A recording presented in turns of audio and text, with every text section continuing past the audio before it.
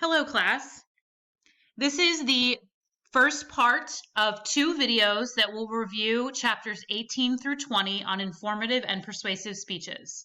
I'm going to break the lecture slides up into two parts, focusing on informative speeches first and then persuasive speeches in the second video.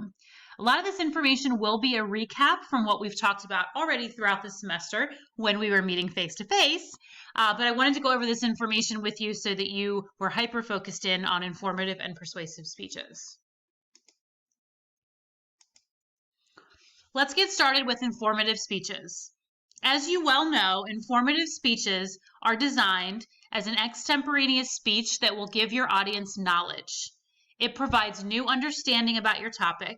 You are trying to deepen somebody's understanding of either a current knowledge they have, a term that they're aware of but don't know something about, or talk about a skill that is included in your informative speech. The whole purpose of an informative speech is to explain something, develop a deeper understanding of something, or provide knowledge about something. You are basically educating your audience. The principles of informative public speaking include information that is organized in an easy to follow pattern.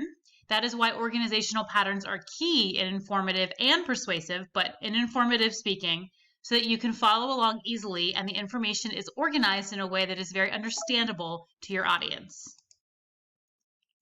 We want to avoid anything that becomes confusing, anything that is kind of cliche, metaphors, or things that just make it kind of seem like it's not as professional or put together as an extemporaneous speech would be. Things that are considered kind of less formal or jargon-like are not supposed to be used in informative public speaking. You want to make sure that you're using language that is very bold and assertive and concrete. Things that say and give the impression to the audience that you are knowledgeable and that you have got good research behind the information that you're giving. Concrete language is a staple of informative public speaking. A couple weeks ago, we talked about the power of language and why information must be true and accurate, and it must be used for the betterment of society and not things like hate speech, which are unethical behaviors in public speaking. That follows through to the principles of public speaking. You want to make sure the information you are providing to your audience is clear and accurate. Also, don't assume knowledge. Don't assume that your audience knows something.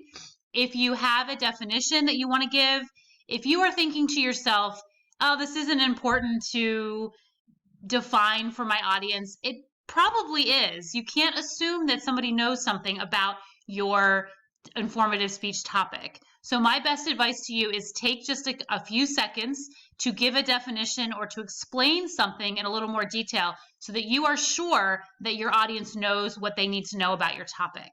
It's better to recap and drive home something that somebody might already know than to disregard it completely and then have that hole in your speech that somebody might not understand. Repeating things is actually a very good technique when it comes to informative speeches. Because the goal is to educate people, you want to make sure that you are repeating things that are very important, things that you want them to walk away with. If you think about in bigger public speeches that you've heard, sometimes you hear repetition a lot over and over again, maybe the same phrase or the same idea being repeated or brought up in a different manner, but still kind of circulates around the same idea or phrase. That is a very specific technique that is used. Repeat things as necessary. We obviously repeat things from the beginning, the intro, and the end, the conclusion, because there are things that we want people to remember, right? We introduce the key main points and then we summarize them at the end. Same thing for informative speeches. If you want to have a connection of repeating things throughout your speech when necessary, that is something that you can definitely do. Also, make sure that you keep the attention of your audience. You do this a couple ways. You do this by having an attention getter at your intro and a wow statement or create an impact in your conclusion. Throughout the speech, in your organized pattern in the body of your speech, keep attention by changing the inflection of your voice, giving really good, strong information, followed up and kind of correlated with really good, strong research. Those are the types of things that will keep your audience engaged in the information you are giving them and keep them informed on the topic. Lastly, know your audience.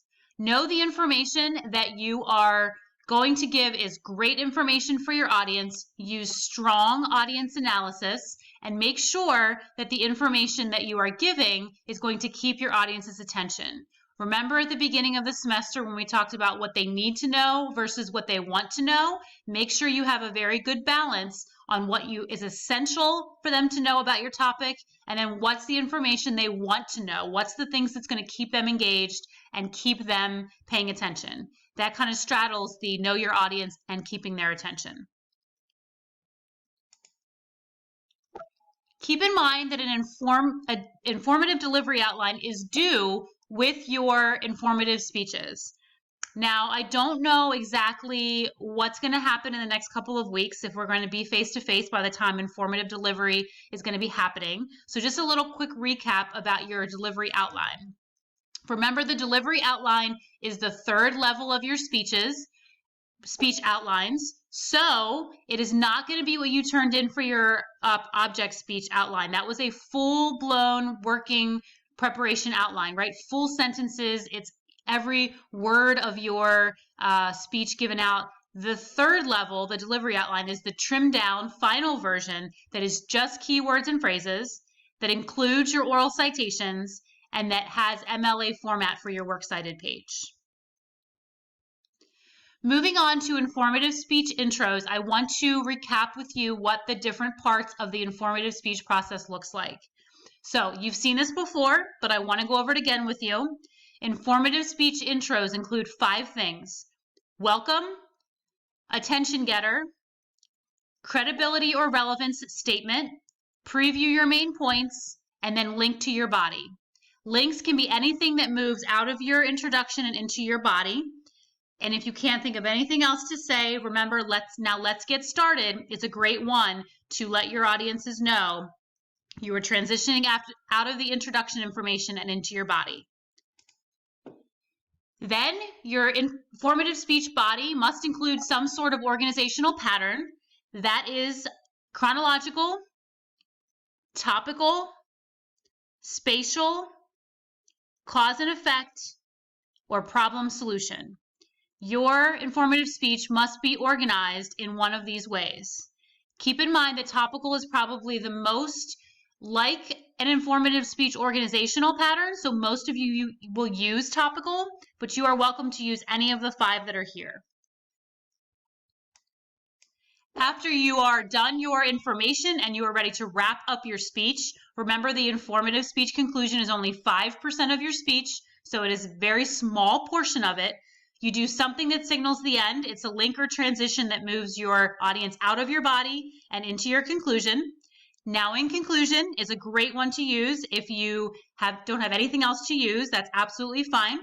Summarize your main points by just previewing them again, so recapping your main points, and then you create an impact. You say something like, I hope I informed you about, I hope your knowledge is deepened about, whatever your speech topic is. That is a great way to create an impact because you are creating the impact on them that they are educated about something. And then simply conclude. Thank you for listening. Thank you for your time. However you want to conclude and wrap it up.